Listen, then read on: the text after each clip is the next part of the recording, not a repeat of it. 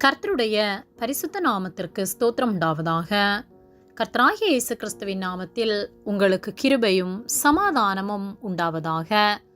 இந்த நாளுக்குரிய தியானத்திற்கான தேவ வார்த்தை 1 யோவான் அதிகாரம் 4 வசனம் 18. அன்பிலே பயமில்லை, பூரண அன்பு பயத்தை புறம்பே தள்ளும். பயமானது வேதனையுள்ளது, பயப்படுகிறவன் அன்பில் பூரணப்பட்டவன் அல்ல. பிரியமானவர்களே, கர்த்தருடைய பிள்ளைகளாகிய நாம் அன்புள்ளவர்களாக இருக்க வேண்டும். அன்பே பிரதானம். அன்பில்லாமல் ஒன்றுமில்லை.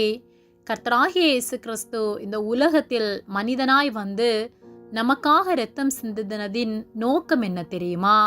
அவர் நம்மேல் வைத்துள்ள அன்பு. அவர் நம்மை அதிகமாக நேசித்தது நிமித்தமாய் நாம் அழிந்து போகக்கூடாது என்பதற்காக நம்முடைய பாவங்களை அவர் சுமந்தார். அன்பு சகலத்தையும் தாங்கும், சகலத்தையும் சகிக்கும். 1 யோவான் 4:18 அன்பிலே பயமில்லை, பூரண அன்பு பயத்தை புறம்பே தள்ளும்.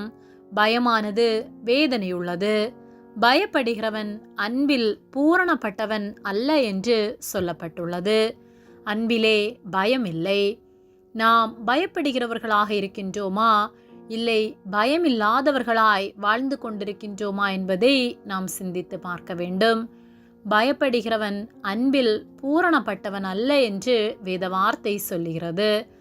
இந்த உலகத்தில் நடக்கின்ற காரியங்களை நாம் நோக்கி பார்ப்போமானால் நம்மால் பயமில்லாமல் வெளியே சென்று வர முடிகின்றதா? நம்முடைய பிள்ளைகளை பயமில்லாமல் வெளியே அனுப்ப முடிகின்றதா?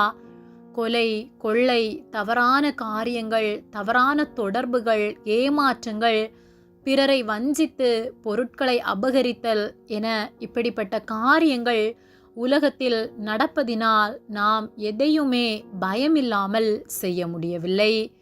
அன்பில்லாமையால் இப்படிப்பட்ட காரியங்கள் நடந்து வருகின்றன. கடைசி நாட்களில் அன்பு தணிந்து போகும் என்று வேத வார்த்தை சொல்லுகிறது. நிச்சயமாகவே இந்நாட்களில் அன்பில்லாததினால்தான் இப்படிப்பட்ட கொடூரமான காரியங்கள் நடந்தேறி வருகின்றது. கர்த்தருடைய அன்பை உணர்ந்து அவருடைய பிள்ளைகளாகிய நாமும் கூட அன்பில்லாதவர்களாய் கர்த்தருடைய அன்பை பிரதிபலிக்கிற வாழ்க்கை வாழாமல் பட்சபாதம் உள்ளவர்களாய் நம்முடைய ஜென்ம சுவாபத்தை வெளிப்படுத்தி அதிநிமித்தமாய் கர்த்தருடைய நாமத்தை தூஷிப்பவர்களாய் வாழ்ந்து கொண்டிருக்கின்றோம். கிறிஸ்தவர்கள் என்றால் அன்பை பிரதிபலிக்கிறவர்களாய் வாழ வேண்டும். ஆனால் நாம் நம்முடைய வேலை ஸ்தலங்களில் உண்மை இல்லாதவர்களாய் பண ஆசையோடு, பொருள் ஆசையோடு லஞ்சம் வாங்கி பிறரை ஏமாற்றி வாழ்ந்து கொண்டிருக்கின்றோம். பிறருடைய சூழ்நிலைகளை உணர முடியாதவர்களாய் நம்முடைய காரியங்கள் மட்டும் நடக்க வேண்டும் என்று சொல்லி நினைக்கின்றோம். அன்பே இல்லாமல் செயல்படுகின்றோம். ஒருவேளை நாம் அப்படிப்பட்ட குணமுள்ளவர்களா என்பதை நாம் சிந்தித்து பிறர் பயமில்லாமல் வாழ நாம் வழி செய்வோம். கர்த்தரிடத்தில் நம்முடைய பாவங்களை அறிக்கை செய்து ஆவியின் கனியாகிய அன்பை அவரிடத்திலிருந்து பெற்று அவருக்கு உண்மையுள்ள வாழ்க்கை வாழ்வோம். அனைவரையும் நேசிப்போம். பிறர் பயமில்லாமல் வாழ்வதற்கு நாம் நம்முடைய அன்பை பிரதிபலித்து கர்த்தருடைய அன்பை, கர்த்தருடைய நாமத்தை பிரஸ்தாபப்படுத்துவோம்.